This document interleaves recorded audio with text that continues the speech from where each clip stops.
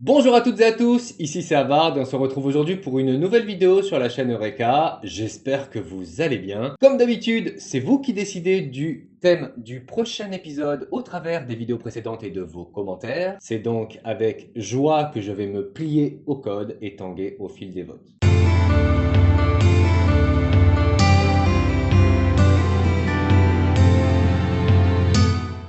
Comme vous l'auriez compris sûrement avec mes indices subtils, nous allons aujourd'hui parler de la piraterie.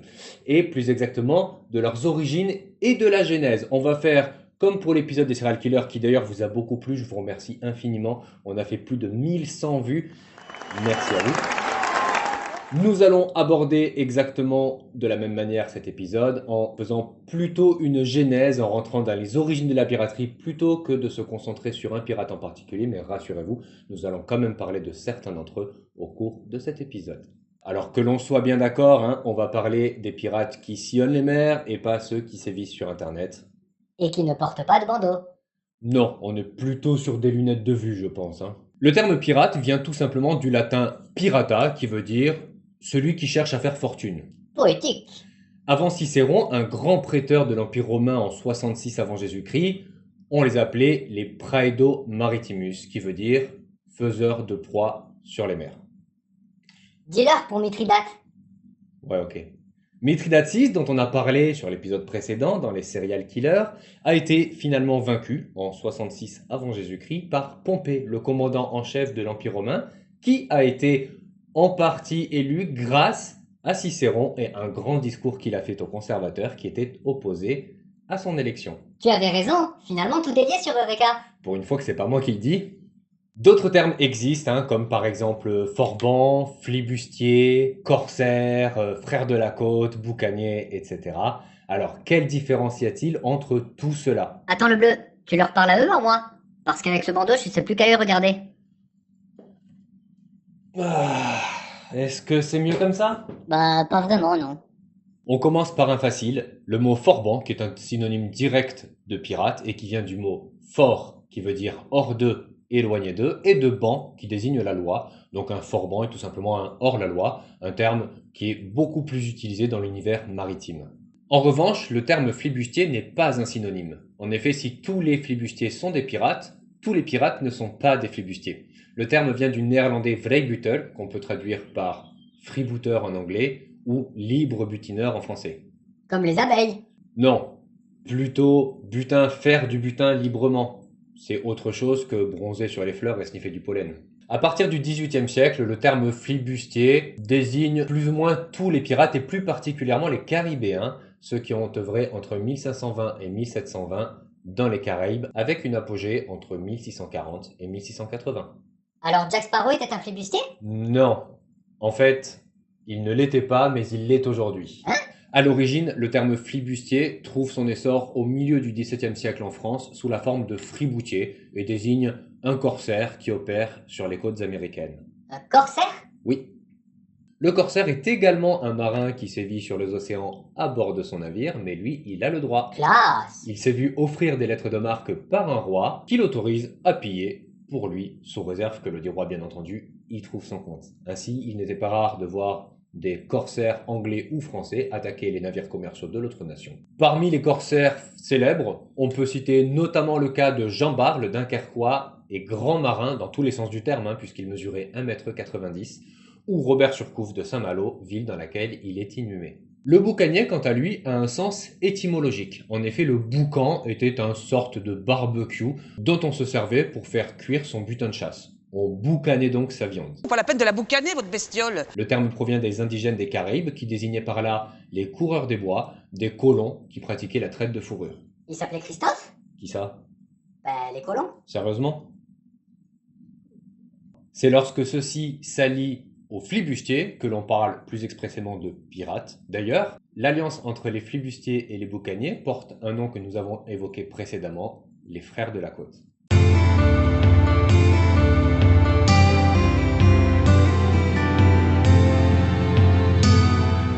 Il est très difficile de mettre une date exacte sur le début de la piraterie. Concrètement, le pirate est à la marine ce que le voleur est au commerce. Ainsi, il était très facile d'amasser un bon butin avec des armes rudimentaires, une embarcation et des fois par simple intimidation, nous y reviendrons plus tard.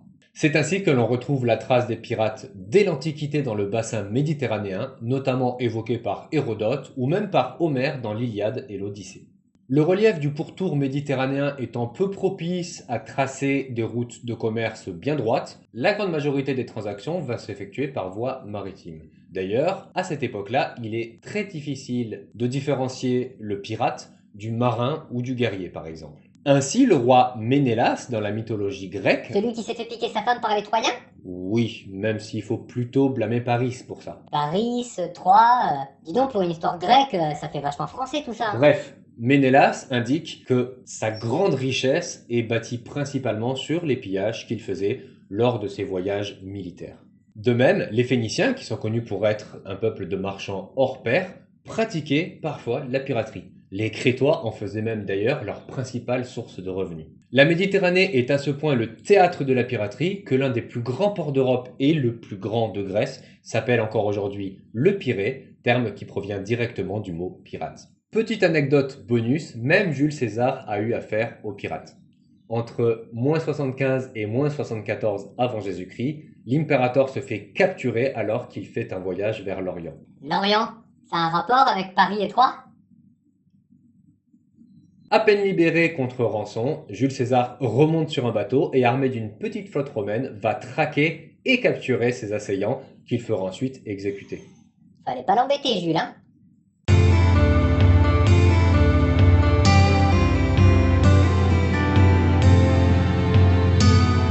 La fin de l'Antiquité voit le nombre de pirates monter en flèche. Ou en boulet de canon. Pour l'instant, le gris, c'est plutôt toi à le bouler. Comment ça? Cela est dû notamment aux invasions barbares en Europe qui ont été repoussées jusqu'aux eaux territoriales. Ainsi, ces barbares ont quitté la terre ferme et ont commencé à piller les côtes pour subvenir à leurs besoins. C'est le cas notamment des Vandales, des Sarrasins et même des Saxons. À partir du 8e siècle, l'Europe entend même parler des Vikings, qui, au-delà de leur forte propension à l'exploration, n'en sont pas moins des pirates, puisqu'ils écument les mers nordiques, à tel point qu'on les baptisera les Normands, littéralement hommes du Nord. Le mot viking vient du vieux norrois viking, qui signifie personne s'adonnant à la piraterie. Pirates, quoi. Ils sont fous, ces Normands.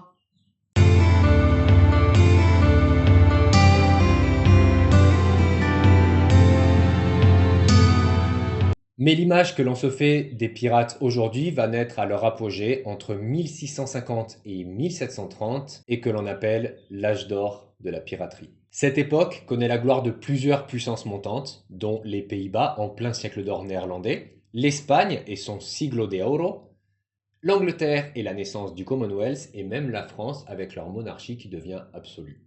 Les fluctuations maritimes abondent et de grands galions équipés d'or et de richesses vont parcourir les océans. Mais le clou qui dépasse attire le marteau et c'est à cette période que de grands pirates vont écrire leur légende. Et pour faire plaisir à Le Gris, nous allons parler de 2 pirates français. Alors ça me touche.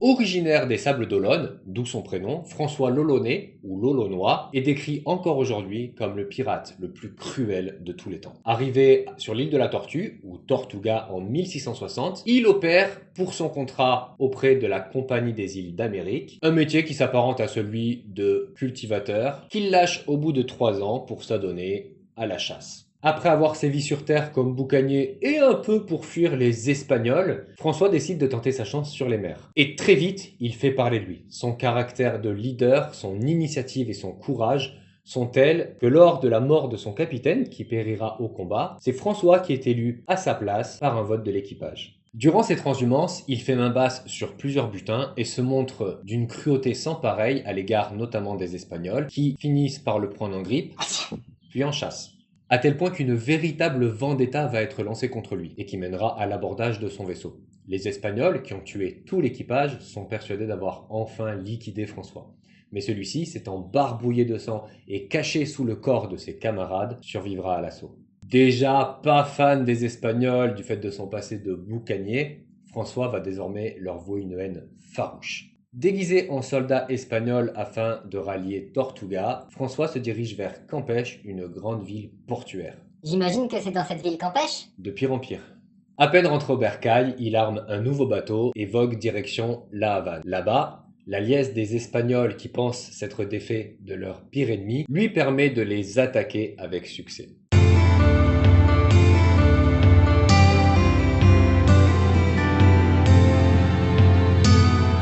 D'une manière générale, François l'Olonnais va vouloir débarrasser les Espagnols de la surface des mers.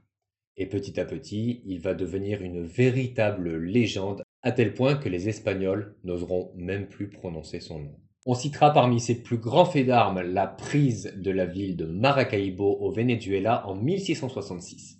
Avec son compère Michel le Basque, François l'Olonnais réunit pas moins de 8 navires et de 650 hommes. Ils commencent par la mise à sac de la ville et parviennent même à défaire l'armada espagnole de 500 hommes venus pour défendre la ville depuis Gibraltar, ville vers laquelle les deux compères vont ensuite marcher. Il lui faudra 6 semaines pour tout piller, profaner, et seule une épidémie va le contraindre à quitter Gibraltar pour retourner vers Maracaibo pour le deuxième round. Le butin total s'élèvera à 100 000 couronnes, la devise anglaise, et 260 000 pièces de 8, la devise espagnole. Mais ça ne suffit pas à notre pirate qui a désormais l'ambition de s'attaquer à un pays tout entier, le Nicaragua. Heureusement pour eux, le temps peu clément le déroute vers le golfe du Honduras. Cela ne l'empêchera pas de tout piller pour ensuite larguer les amarres de nouveau quand le temps s'y prête, en laissant derrière lui des ruines de villages de pêcheurs et une haine farouche à son encontre. Arrivé en Amérique du Sud, François s'empare d'un navire espagnol de 20 tonneaux dans la baie de Puerto Cabello au Venezuela. Fort de cette prise, il débarque à terre et force les captifs à le mener vers la ville de San Pedro. Une fois sur place, malgré le grand nombre de soldats dépêchés pour défendre la ville, celle-ci tombe aux mains des pirates. Malheureusement, le butin est un peu maigre parce que les habitants ont eu le temps pendant la bataille de s'enfuir avec leurs effets personnels. Fou de rage, l'Olonnais incendiera le village en guise de représailles, avant de reprendre la mer.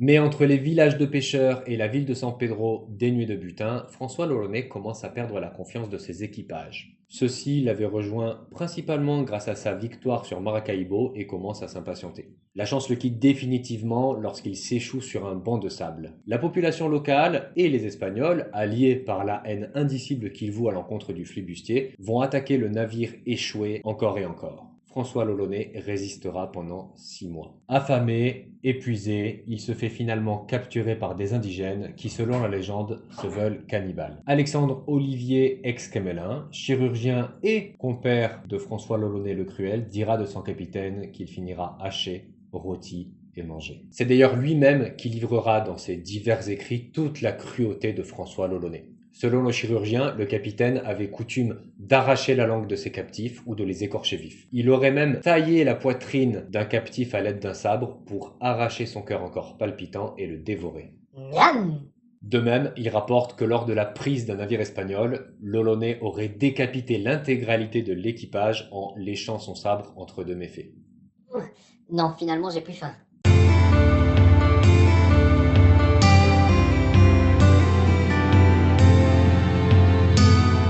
Dans un registre totalement différent, nous allons parler d'Olivier Levasseur, plus connu sous le sobriquet de Labuse. Et nous n'en parlerons pas simplement parce qu'il est français, Ah bon? mais aussi parce qu'à ce jour, il est le pirate qui a fait la plus grosse prise de butin en une seule fois, et aussi parce qu'un grand mystère entoure encore aujourd'hui son trésor. Si les archives de l'époque restent floues quant à la première partie de sa vie, elle est bien mieux documentée à partir de 1721. Avant ça, on retrouve quand même son acte de naissance. Celle-ci intervient le 5 novembre 1695 à Calais.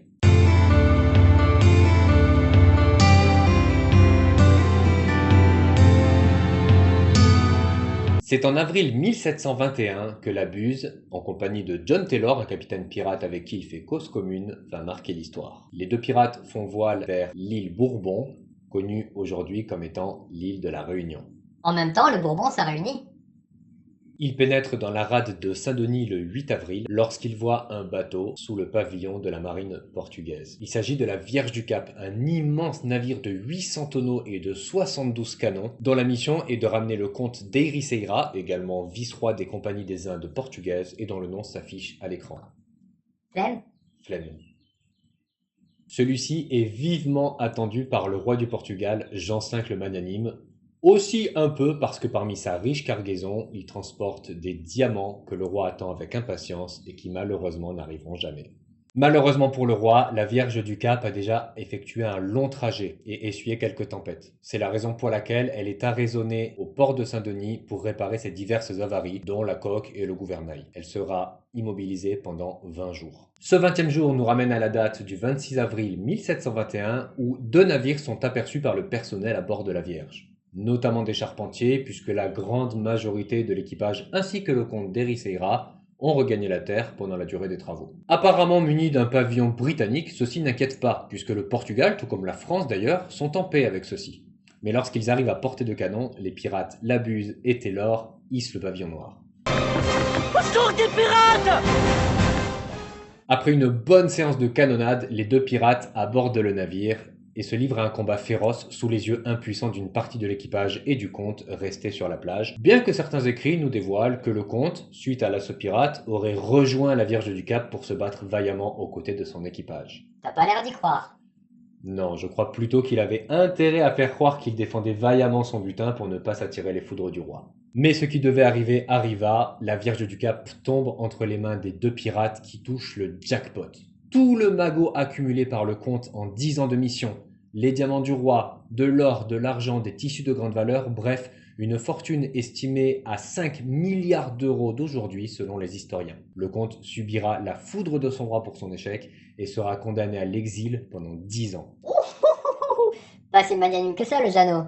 Levasseur enchaîne ensuite avec une prise hollandaise, le Villet d'Ostende, tandis qu'il rebaptise la Vierge du Cap, sa prise précédente, le Victorieux. Puis c'est au tour de la Duchesse de Noailles, un navire appartenant à la Compagnie des Indes françaises, mais dont le maigre butin va fâcher les pirates à tel point qu'ils vont décider de cramer tout le bateau, sans prendre la peine, malheureusement, d'en faire sortir les esclaves. Boucanier un jour, boucanier toujours. Elle est limite celle-là quand même.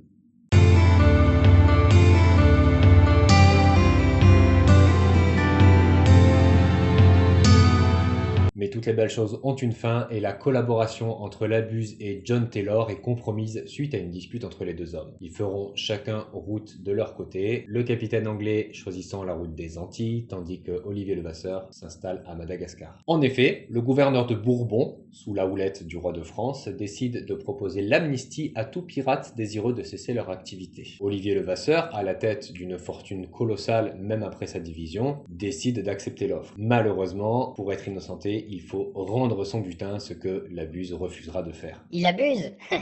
Il arrête son activité et se tourne vers une carrière de pilote à Madagascar, lieu dans lequel il est établi. Malheureusement, dans le cadre de cette nouvelle activité, il est repéré comme étant un pirate des plus recherchés, mis au fer puis incarcéré. Son procès sera rapide et la sentence claire. Olivier Levasseur est condamné à l'exécution par pendaison le 7 juillet 1730. Fun fact, lorsqu'il se rend à son gibet, il aurait confié à l'un de ses gardiens qu'avec tout ce qu'il a caché ici, il aurait pu acheter toute l'île.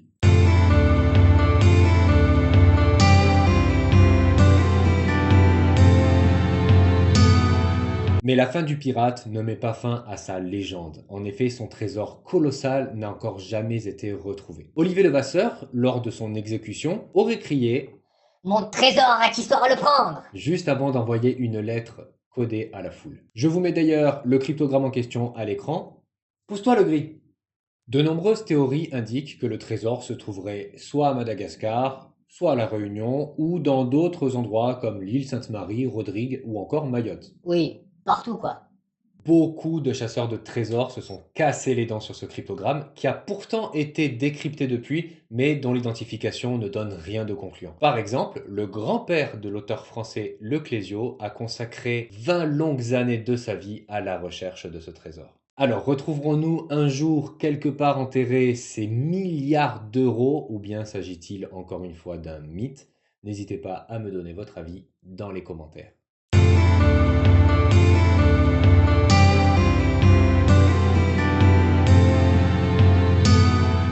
Mais le trésor de la Buse n'est pas la seule légende qui entoure le monde des pirates. Le folklore que l'on connaît aujourd'hui grâce aux romans, aux films, aux séries et même aux animés comme One Piece, dont le héros Zoro est directement inspiré de l'Olonais, dépeint une image du pirate qui est partiellement fausse.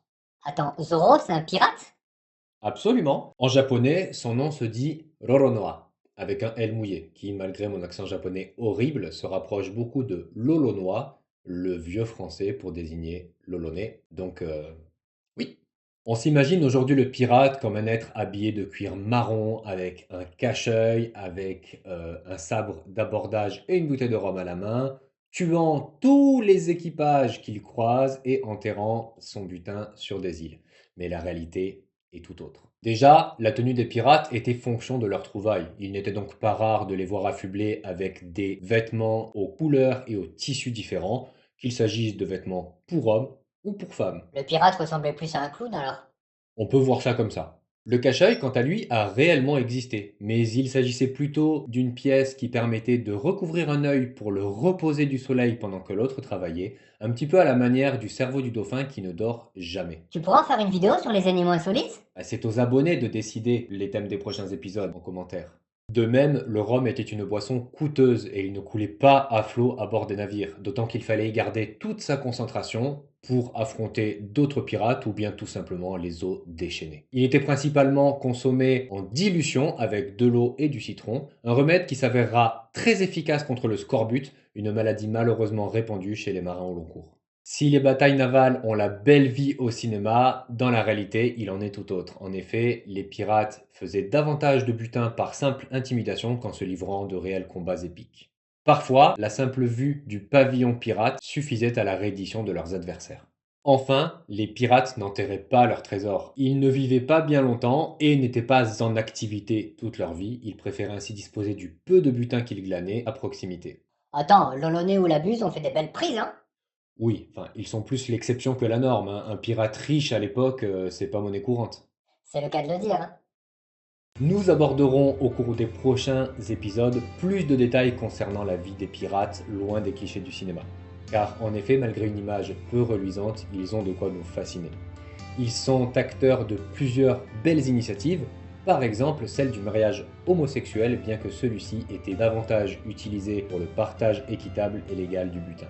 Si vous avez aimé cet épisode, n'hésitez pas à vous abonner à la chaîne et à activer la petite cloche, à liker cette vidéo et à la partager à votre entourage. C'est grâce à votre soutien que je peux vous proposer du contenu divertissant chaque semaine. N'oubliez pas d'ailleurs de voter en commentaire pour le thème que vous préférez voir abordé la semaine prochaine. Rassurez-vous, la liste des thèmes est disponible juste après ça.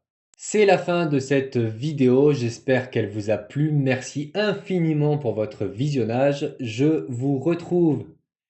Ok, on vous retrouve la semaine prochaine pour un nouveau contenu. D'ici là, prenez soin de vous. Ciao. J'aime bien cette musique de générique, je suis vraiment content de l'avoir composée. Au final, c'est vachement bien de faire tout soi-même. Entre le montage, la musique, je m'éclate, j'avoue. Bon, j'ai passé 15 heures de montage aujourd'hui pour cette vidéo, mais je suis content, le résultat est plutôt sympa, ça me plaît.